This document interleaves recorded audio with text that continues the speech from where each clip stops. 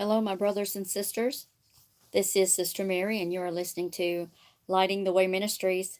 We are in the book of Genesis, chapter 49 and chapter 50. I am reading from the Amplified Version.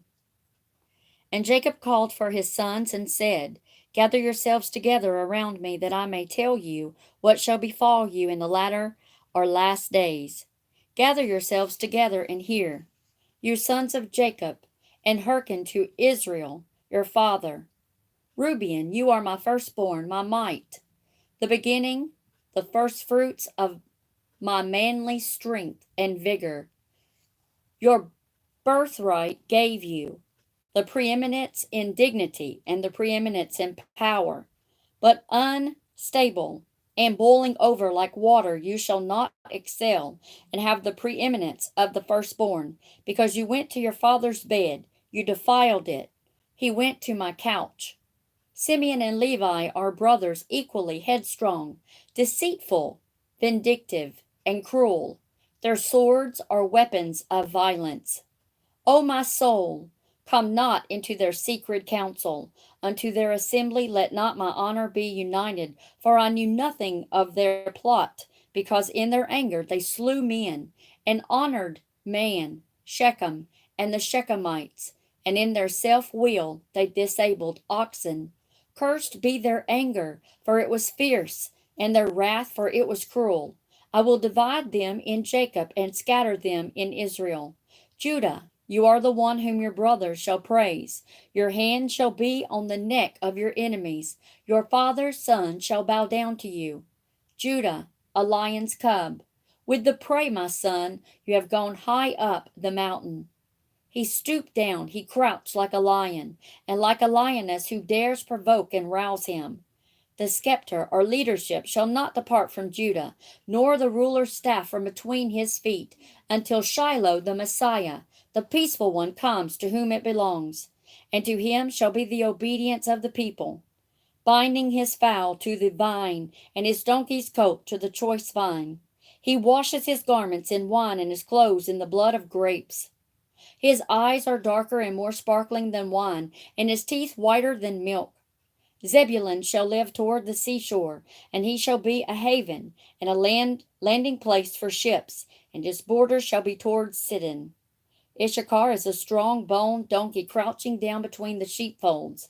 And he saw that rest was good, and that the land was pleasant, and he bowed his shoulder to bear his burdens, and became a servant to tribute, subjected to forced labor.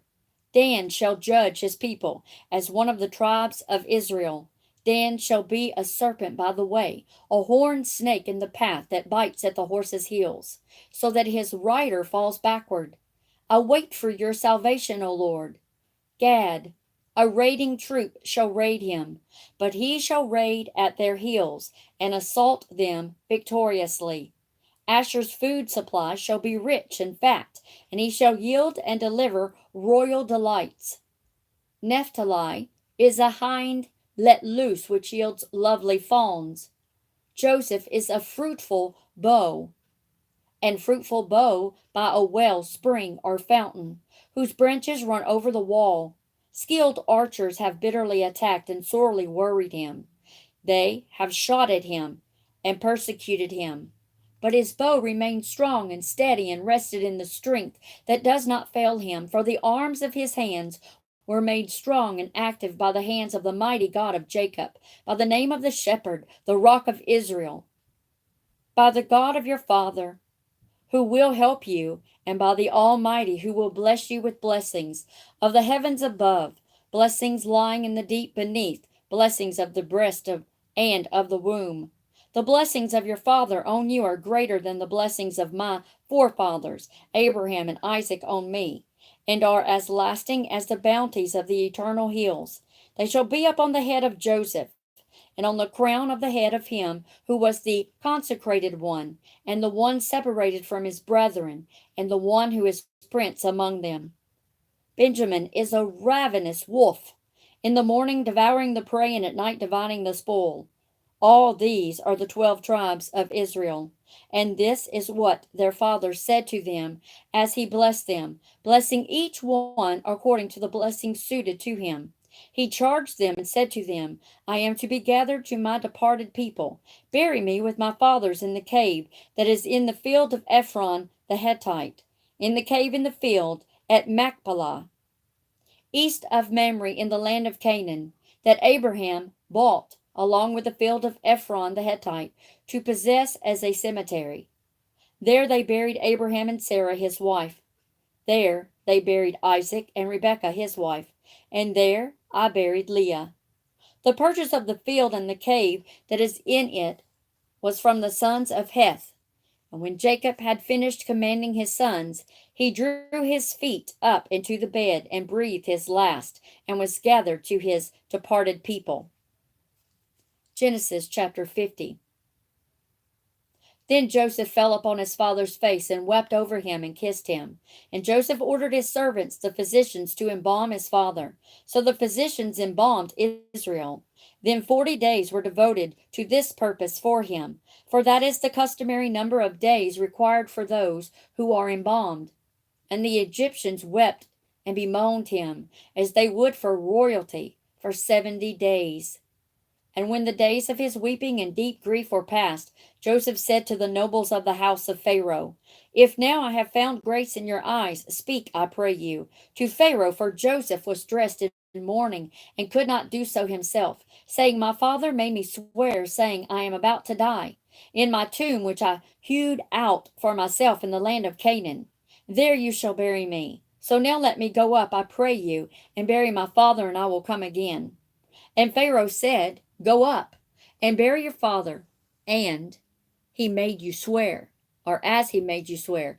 And Joseph went up to Canaan to bury his father, and with him went all the officials of Pharaoh, the nobles of his court, and the elders of his house, and all the nobles and elders of the land of Egypt, and all the households of Joseph, and his brethren, and his father's household. Only their little ones and their flocks and herds they left in the land of Goshen. And there went with Joseph both chariots and horsemen, and it was a very great company.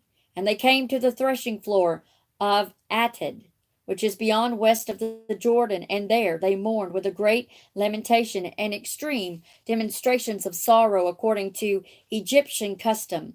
And Joseph made a mourning for his father 7 days. When the inhabitants of the land, the Canaanites, saw the mourning at the floor of Atad, they said, This is a grievous mourning for the Egyptians. Therefore the place was called Abel Mizraim, mourning of Egypt. It is west of the Jordan. Thus Jacob's sons did for him as he had commanded them. For his sons carried him to the land of Canaan, and buried him in the cave of the field of Machpelah, east of Mamre, which Abraham brought along with the field for a possession as a burying place for Ephron the Hittite. After he had buried his father, Joseph returned to Egypt, he and his brethren, and all who had gone up with him. When Joseph's brethren saw that their father was dead, they said, Perhaps now Joseph will hate us, and will pay us back for all the evil that we did to him. And they sent a messenger to Joseph, saying, Your father commanded before he died, saying, So shall you say to Joseph, Forgive, take up and away all resentment and all claim to requital concerning. I pray you now, the trespass of your brothers and their sin, for they did evil to you. Now we pray you, forgive the trespass of the servants of your father's God. And Joseph went when they spoke thus to him. And then his brothers went and fell down before him, saying, See, we are your servants, your slaves. And Joseph said to them, Fear not, for I am in the place of God. Vengeance is his, not mine. As for you, you thought evil against me, but God meant it for good, to bring about that many people should be kept alive, as they are this day. Now therefore do not be afraid. I will provide for and support you and your little ones. And he comforted them, imparting cheer, hope, strength, and spoke to their hearts kindly. Joseph dwelt in Egypt, he and his father's household. And Joseph lived 110 years. And Joseph saw Ephraim's children of the 3rd generation. The children also of Michar, son of Manasseh, were bought up brought up on Joseph's knee. And Joseph said to his brethren, I am going to die, but God will surely visit you and bring you out of this land, to the land he swore to Abraham, to Isaac, and to Jacob, to give to you. And Joseph took an oath from the sons of Israel, saying, God will surely visit you, and you will carry up my bones from here. And Joseph died, being 110 years old. And they embalmed him, and he was put in a coffin in Egypt.